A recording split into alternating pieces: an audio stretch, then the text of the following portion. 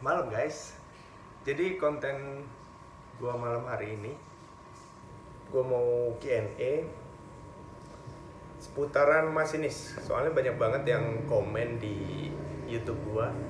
Ada beberapa pertanyaan yang harus gua jawab pakai video. Jadi gua bacain satu-satu ya komennya ya.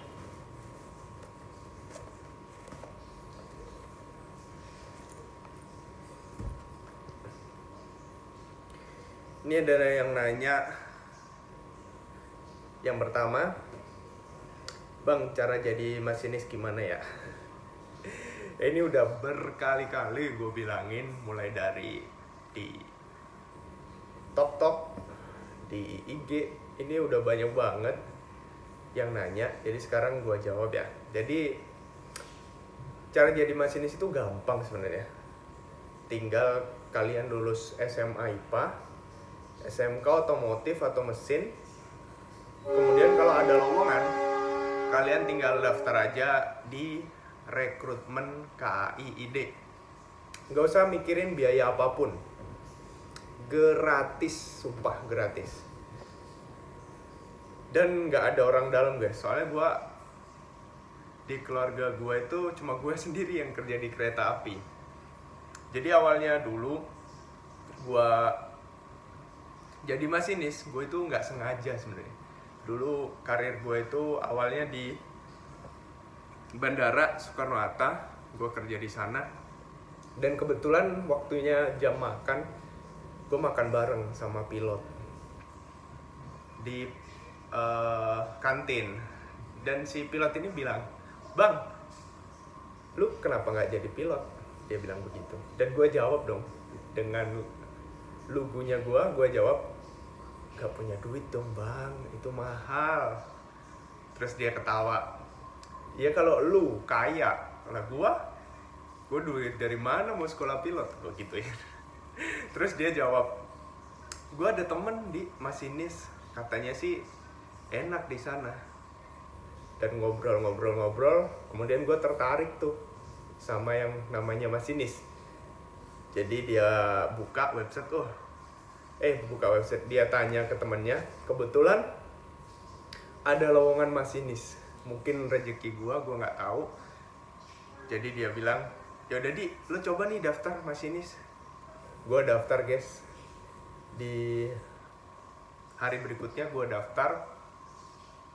Serba dadakan. Gua background ngedit sendiri di handphone, kan latar belakang merah.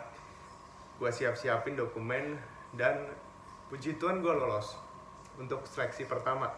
Jadi ada 5 tahapan: administrasi, kesehatan, psikotes, wawancara, dan kesehatan akhir untuk yang terakhirnya. Kemudian kalian akan dibawa lagi ke Cikini untuk tanda tangan kontrak. Jadi yang mau gue bilang, rekrutmen KAI itu gratis. Buktinya gue udah ngelaluinya gratis. Nanti di sekolahin masinis gratis. Kalian juga digaji sama kereta api untuk sekolah masinis. Terjawab ya? Udah ya? Pertanyaan kedua, Bang, pernah nggak nemuin kejadian horor pas di lintas? Untuk kejadian horor ada. Gue pernah 2 kali selama dinas. Yang pertama, gue pernah perbantuan di Sumatera. Saat itu gue perbantuan di Frame 4 selama 6 bulan. Jadi gue dulu pernah di UPT Kru 3 Gajah di Batu Raja. Kebetulan itu gue habis dinas kereta Babaranjang. Habis nginep di Muara Enim, gue inget banget. Gue berangkat dari Muara Enim itu sekitar jam setengah 10 malam, apa jam 9 malam. Nyampe lah di Tanjung Rambang kurang lebih 3 jam. Jadi sekitar setengah 11, setengah 12, sekitar jam setengah 1 atau jam 1 lah. Gue di Tanjung Rambang, kebetulan itu gerimis banget ya guys. Dari sebelum sinyal muka Tanjung Rambang itu udah bau wangi banget. Gue itu sampai lihat-lihatan nih sama masinis, hah kok nggak hilang wanginya. Itu hujan gerimis beneran. Saat itu 12:30. Kalian kalau tahu situasinya di sana itu serba hutan guys, bener-bener hutan yang rumah itu jarang kalau di Divre. Kalau di Jawa kan mungkin banyak masih lampu-lampunya ya. Kalau di sana itu bener-bener hutan yang pohonnya itu rimbun, pohon karet dan pohon apa sih namanya itu, sawit ya, sawit. Di situ kebanyakan karet sih. Jadi setelah bau wangi itu guys, gue lihat kanan, gue lihat kiri, apaan ya? Gue lihat-lihatan sama masinis gue, nggak tahu juga. Soalnya sebelum gue jalan di sana, gue udah diingetin sama masinis di sana, kalau ada sesuatu mending jangan ngomong di sana. Soalnya kejadian dulu ada yang pernah lihat ngomong, misal bau mas, bau wangi nggak? Oh bau. Kejadian pernah keretanya itu langsung bermasalah. Jadi nggak tahu mitos, nggak tahu apa. Intinya kalau di sana kemarin bilang kalau ada kejadian aneh, mending kalian diem, terus sesampainya di kru baru kalian cerita. Begitu ya. Kebetulan itu kisaran Agustus, soalnya di depan gua itu ada bendera merah putih, tau nggak? Kan biasanya ditempel tuh diikat di depan 2 merah putih. Gua sambil lihat itu guys, sambil gini, kan larinya pelan ya di sana ya. Lah waktu itu larinya melewati amplasmen itu 30 km per jam. Terus gue lihat kanan, kok masih bau ya. Terus gue lewat kiri, ampun dah. Gue lihat itu beneran, gue lihat pohon karet yang tinggi banget. Ada selendang warna merah, dia melintas guys, asli. Selendangnya itu tinggi banget, pohon karet, dia melintas. Gue langsung deg-degan di situ. Gue mau cerita, ada mitos yang begitu. Gue jadi bingung nih. Gue lihat aja masinis gue gini, gue nggak berani lagi lihat kiri. Gue gini aja sambil gue nyanyi untuk menghindari ketakutan gue guys. Gue soalnya di sana emang wah luar biasa guys. Di situ mah hutan yang benar-benar hutan, dan pokoknya bener hutan lah. Kalian kalau pernah ke hutan ya begitu, jarang ada lampu. Masinis Sumatera itu keren-keren. Itu yang pertama.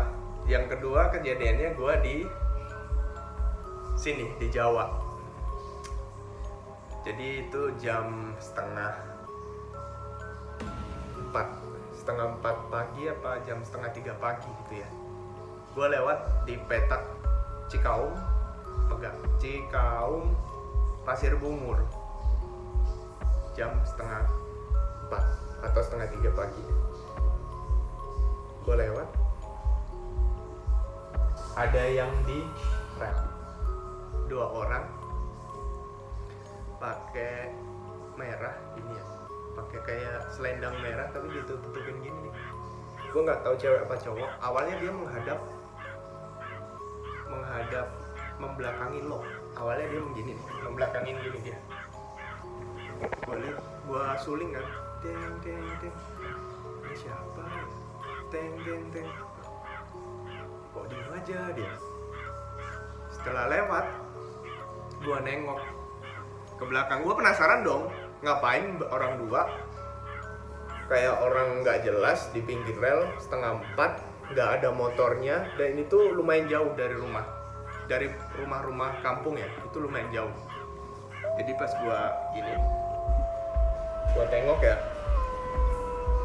kayak di film horor anjir, beneran kayak di film horor. Dia gini, swing, dua-duanya bareng, asli bareng. Dia dua-duanya juga ngeliatin gua gini kayak di film horor, tapi lehernya ini cepet gitu, swing. Gua kaget, langsung nggak berani gua ngeliat lagi. Itu setengah 4 pagi posisinya, itu di luar nalar gua ya. Ini orang ngapain sih setengah 4 pagi di sini? kurang kerjaan dia di pinggir rel, disulingin tetap di situ, nggak nengok. Pas gua nengok dia nengok guys, sumpah itu gua deg-degan juga itu. Sampai di Pasir Bungur gua cuma diem aja, baru gua cerita ke masinis gua. Kalau di Jawa kan nggak ada mitos-mitos begituan ya, kalau cerita aja. Masinis gua cuma ketawa aja waktu itu. Dan gue lanjutin yang tadi di Sumatera. Gue pernah beberapa dinas juga sama masinis. Dia cerita ke gue, zaman dia dulu itu lebih serem lagi guys. Jadi ceritanya dia gangguan kereta apinya ada gangguan, dia ke belakang. Dan ternyata pas dia ngecek ke belakang, ada Mbak Kunti duduk di bopper. Kalian tahu bopper gak? Bopper itu sambungan kereta. Kan ada sambungan kereta itu disambungin ya. Nah, dia duduk di sambungan itu guys, si Mbak Kuntinya. Aduh, itu gue nggak kepikiran gue. Jangan pikirin kalau di kereta di Sumatera itu kayak di Jawa ya. Jadi masih ada cahaya lampu. Kan masih kelihatan tuh kalau di Jawa, meskipun lewat sawah, tapi kita masih lihat cahaya lampu. Kalau di Sumatera nggak ada cahaya, itu benar-benar dari senter kalian. Seperti uka-uka guys, kalau ada gangguan ke belakang, seperti uka-uka. Itu luar biasa sih. Kalau gua di situ mungkin gua pingsan. Aduh, soalnya gua pernah ada gangguan, namanya stasiun Air Asam. Itu stasiun emang di tengah hutan, dan gua ada gangguan,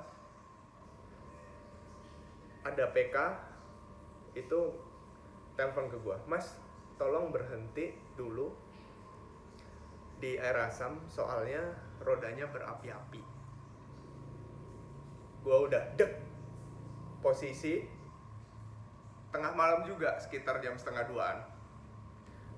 Gua ke belakang, gue berhenti keretanya. "Bang, gue ke belakang ya." Gue bilang sama masinis gue. Awalnya gue pede aja, wah biasa sih kayak gini.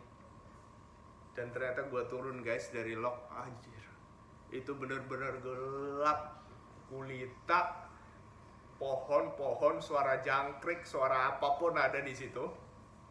Gue mau nangis sih di situ guys, sumpah. Gue, anjir, gini banget ya gue ya. Apa gue mau dia makan harimau kali ini nanti gue mikir gitu guys. Gue sampai pesen ke masinis gue, "Bang, kalau gue nggak balik tolong samperin ya." Gue takut gue pingsan itu. Jadi gue ke belakang dengan penuh percaya diri, sambil mau nangis gue bawa senter. Aduh, bawa senter sambil gue berdoa, "Aduh, udah nggak apa-apa."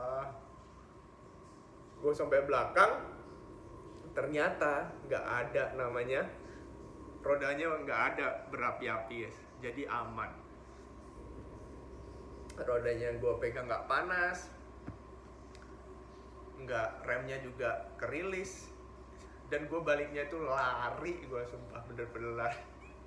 Itu pengalaman gue yang pasti nggak gue lupain sih. Kalau itu emang bener-bener serem, melatih mental banget. Keren pengalaman di sana itu seru-seru. Dan pertanyaan ketiga, apa nih? "Bang, sekolah masinis ada di mana?" Jadi yang tadi kan udah gue jelasin prosesnya. Jadi kalau sekolah, setelah kalian itu lulus rekrutmen, biasanya kalian itu jadi pegawai magang dulu selama 3 bulan. Setelah itu baru kalian disekolahin. Dan sekolahnya itu ada di Jogja kalau masinis lokomotif, dan kalau masinis KRL itu ada di Bekasi. Dan gue bilang tadi sekolahnya ini gratis. Oke guys, mungkin Q&A-nya hari ini itu aja. Nanti kalau ada pertanyaan lain langsung komen di bawah. Jangan lupa like, comment, and subscribe YouTube Mas Masinis. Bantu channel ini berkembang guys, sehingga Masinis itu bisa ngasih konten-konten yang menarik buat kalian. Oke, akhir kata, salam dari lokomotif.